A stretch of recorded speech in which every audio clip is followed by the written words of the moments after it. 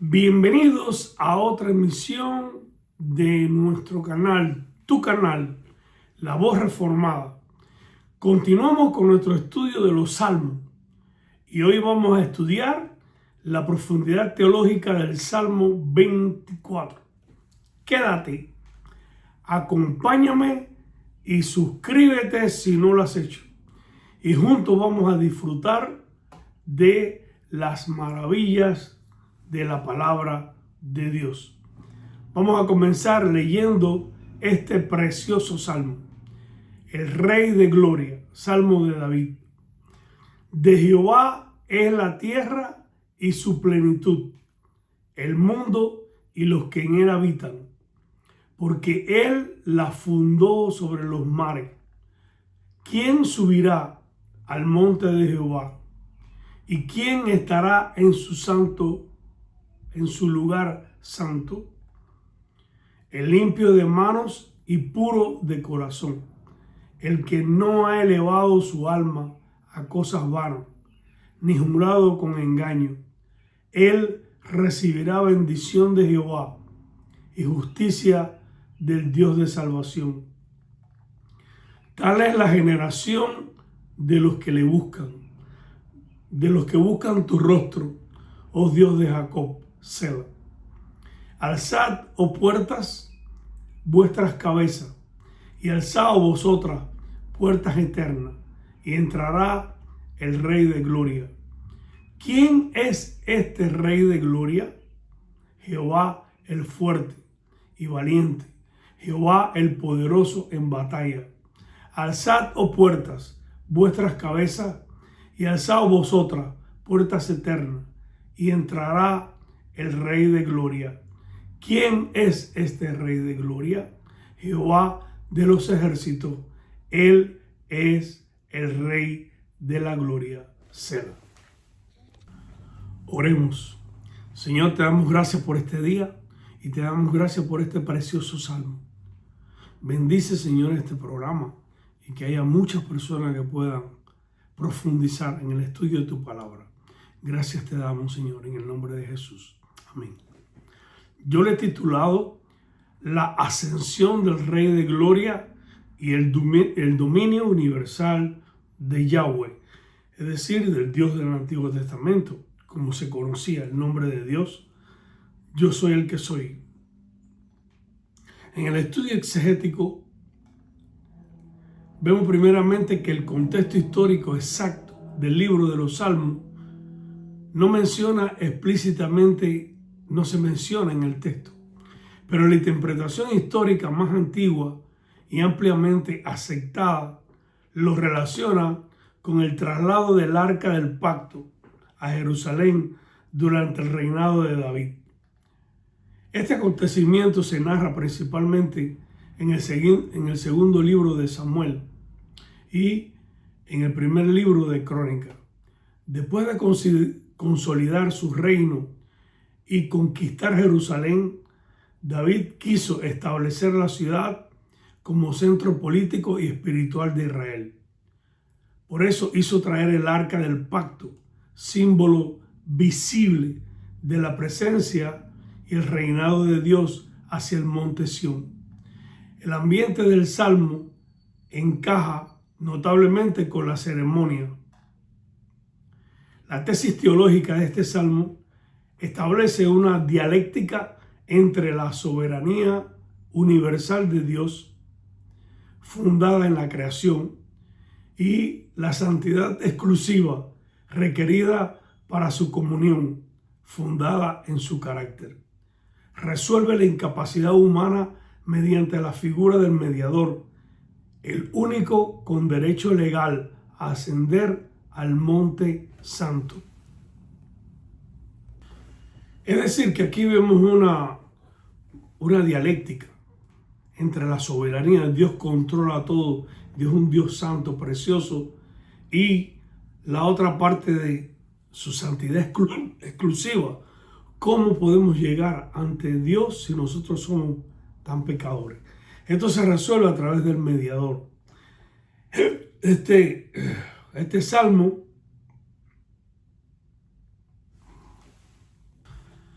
Este salmo se ancla en el capítulo 2 de Dios y la Santa Trinidad y el capítulo 8 de Cristo el Mediador, de la Confesión de 1689. Reconoce que Dios es solo en sí mismo y para sí mismo todo suficiente y que Cristo es quien posee todos los tesoros de la sabiduría y del conocimiento. El exégesis, en el análisis sintáctico, vemos en el del versículo 1 y 2 el derecho de dominio, la declaración de propiedad sobre el mundo habitado.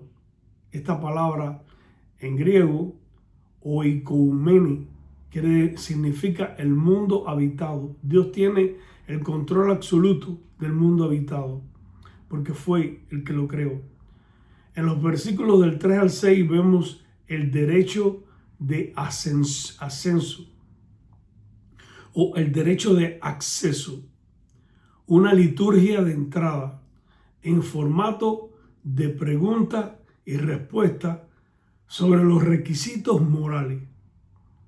¿Quiénes son los que pueden entrar a la presencia de Dios? En los versículos 7 al 10 vemos el derecho de entrada, un diálogo antifonal frente a las puertas de la ciudad santuario. En el examen de algunos términos clave vemos la palabra limón, que significa a Yahweh pertenece. El uso dativo de posesión al inicio enfatiza que el mundo no es neutral ni autónomo, es propiedad de su hacedor. El dativo de posesión es una construcción latina clásica y común en la versión de las escrituras, la Vulgata Latina, una traducción realizada por Jerónimo a finales del siglo IV y principio del V después de Cristo, y fue traducida de la Septuaginta. Resalta al poseedor o da matiz, un matiz de relación personal. Es decir, cuando habla la palabra de que Dios es el dueño de todo, que Dios pertenece todo lo pertenece a Él. ¿Por qué? Porque fue el que lo creó.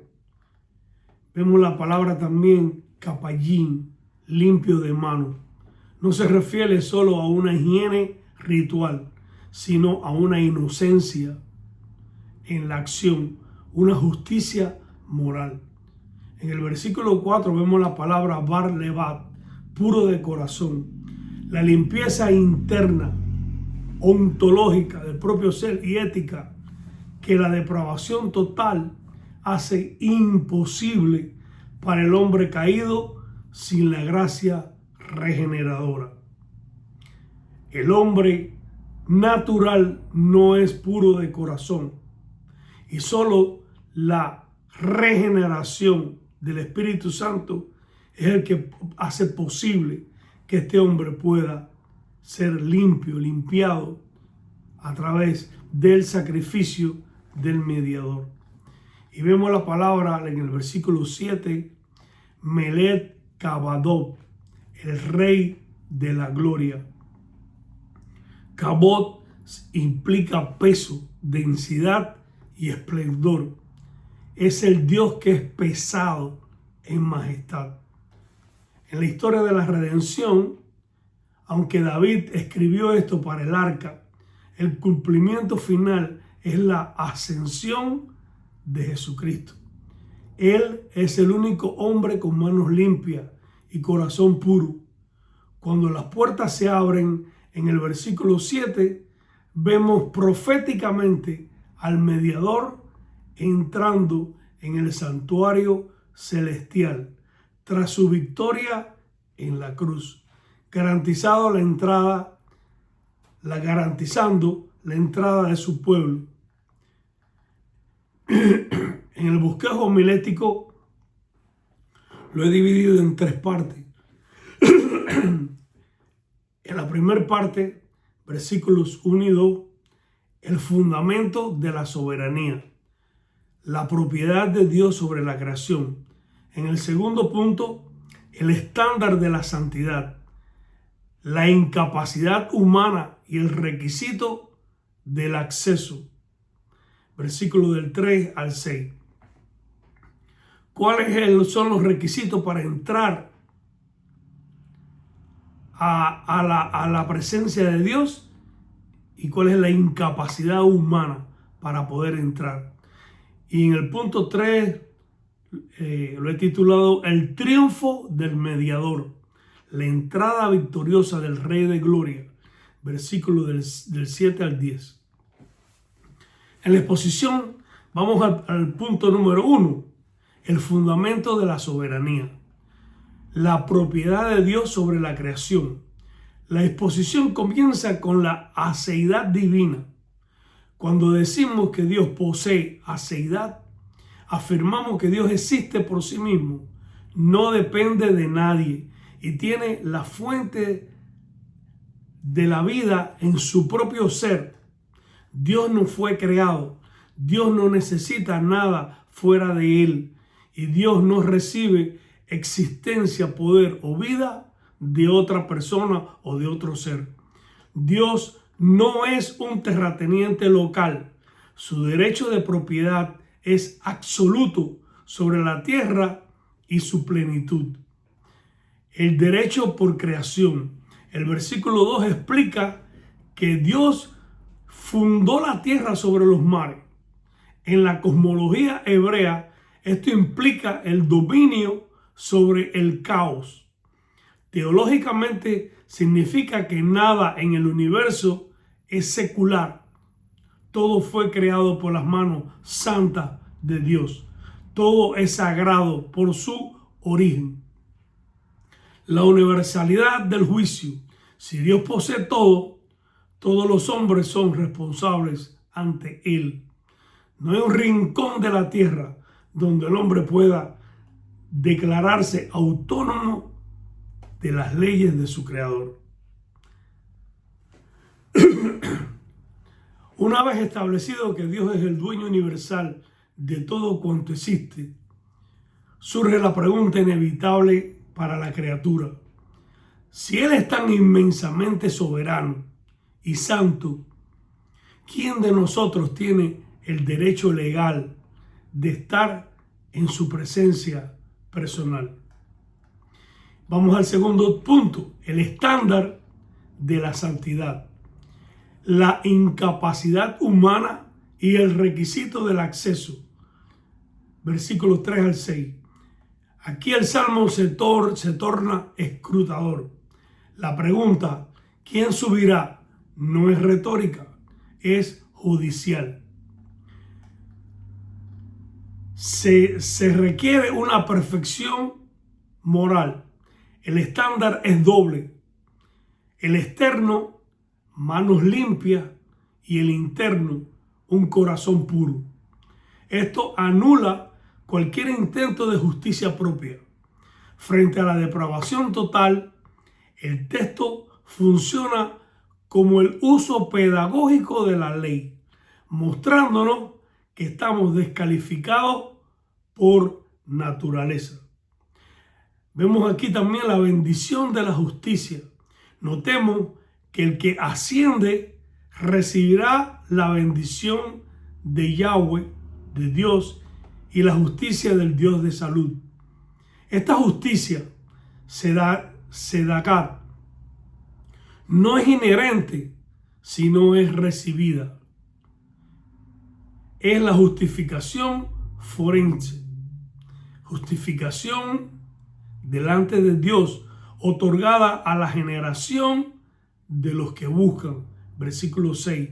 Aquellos que son unidos al mediador por la fe. Si el estándar es tan elevado que ningún hijo de Adán puede cumplirlo, entonces la esperanza de la iglesia no reside en su propio ascenso, sino en aquel guerrero rey que asciende por nosotros y demanda la apertura de las puertas eternas.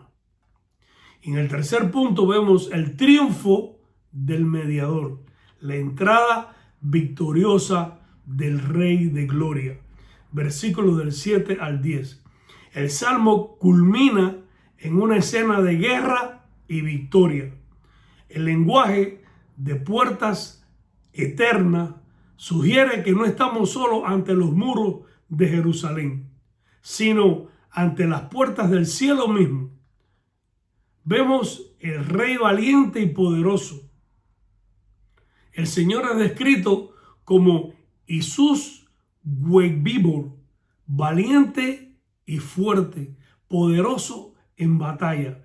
Esto apunta a la victoria de Cristo sobre el pecado, la muerte y el Hades.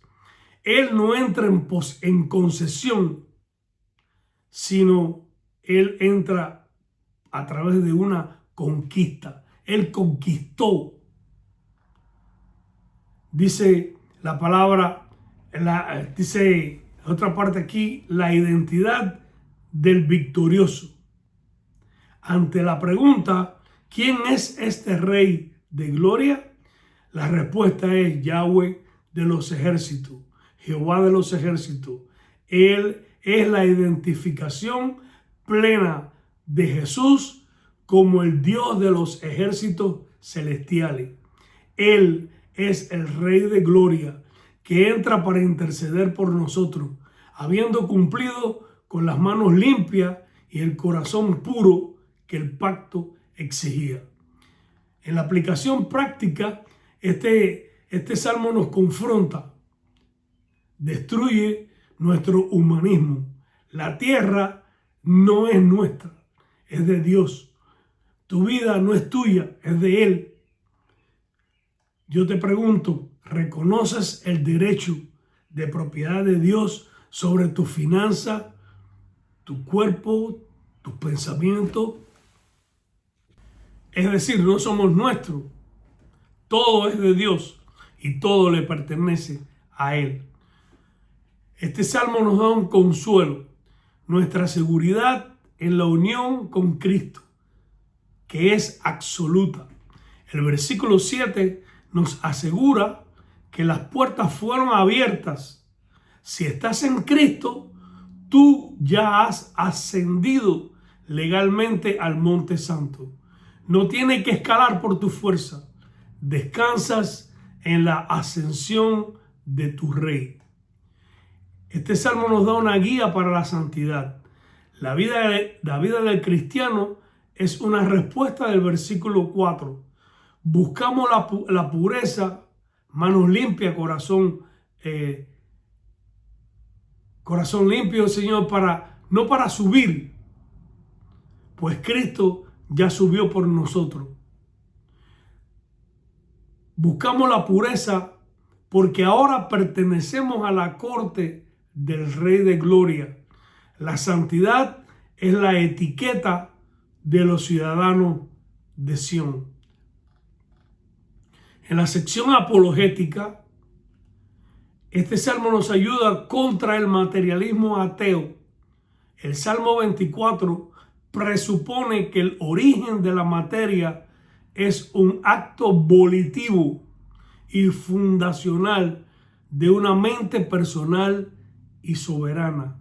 La propiedad divina es el único fundamento sólido para la ética universal. Este salmo nos ayuda a defender frente al pluralismo religioso, que dice que todos los caminos llevan a Dios. El versículo 3 y 4 es categórico. Solo hay un camino. Solo existe un camino. El camino de la perfección moral, hallada solo y únicamente y exclusivamente en Cristo, que nos fue imputada cuando Él fue a la cruz. Es aceptable, solamente Cristo es aceptable ante la santidad de Dios. Y nosotros, como estamos unidos a Cristo ahora, y su justicia nos es imputada, ahora nosotros podemos confiadamente llegar a la presencia de Dios, porque Cristo está intercediendo por nosotros. Concluimos que el Salmo 24 nos recuerda que el universo tiene un dueño y la santidad tiene un estándar y la iglesia tiene un rey victorioso. Oremos. Padre soberano, tuya es la tierra y su plenitud. Te alabamos por tu majestad que llena el cosmos. Reconocemos que nuestras manos están manchadas y nuestros corazones son engañosos. Por tanto, nos refugiamos en tu justicia, en la justicia de tu Hijo, el único Rey de gloria que ascendió al monte santo por nosotros. Que nuestras vidas hoy proclamen su señorío hasta que las puertas eternas se abran para nuestra entrada final. En el nombre de Jesús. Amén. Dios te bendiga. Gracias por estar conmigo en otra emisión de tu canal La Voz Reformada, tu canal de enseñanza bíblica. Si no lo has hecho, suscríbete al canal y nos vemos en la próxima edición con el estudio del Salmo 25. Que Dios te bendiga.